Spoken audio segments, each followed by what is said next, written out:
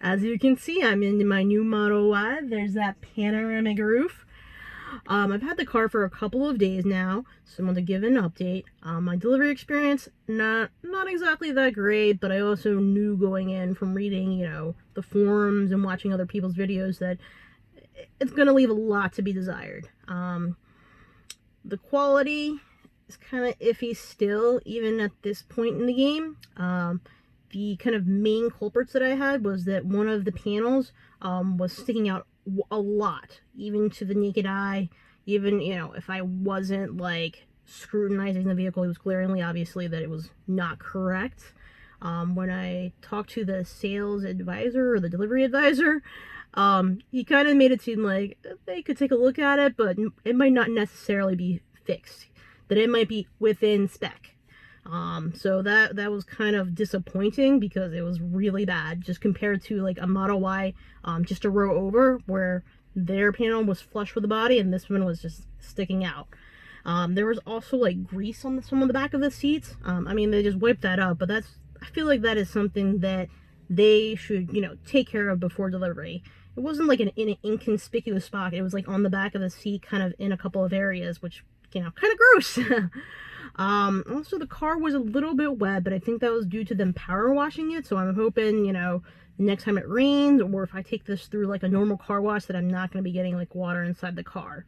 As for that, panel not being flush with the car, eventually they did take a look at it and, they did, admit that it was not within the spec. He said I had a good eye and that it was 1 millimeter out of spec and so they would address it.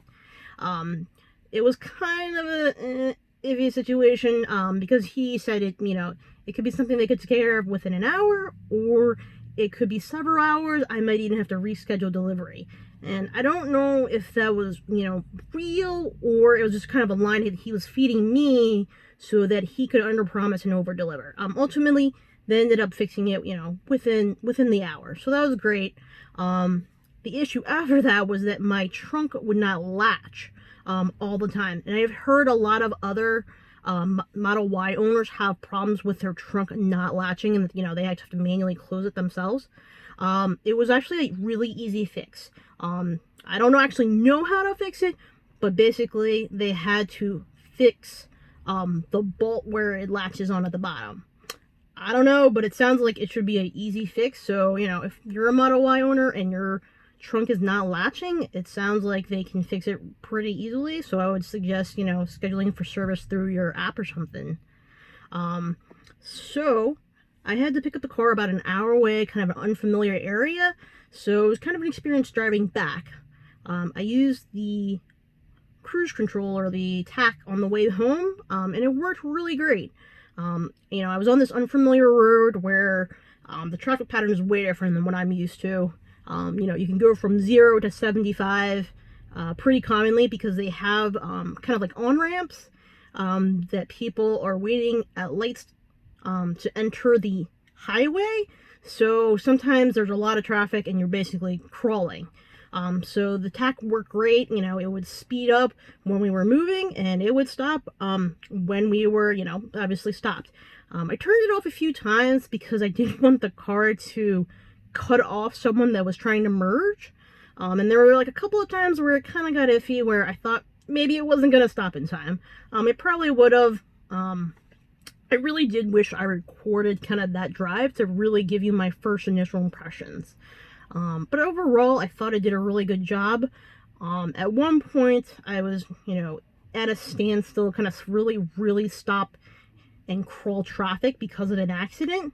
Eventually we passed kind of where the accident was, and I still, I actually turned on the TAC on just like right before we passed where the accident was. And it was, it was following the car in front of me, stopping and going. As we passed the accident, it braked all of a sudden. There was a cop, in the other lane, where the accident had been and where they were towing that vehicle, but they were very, very far away.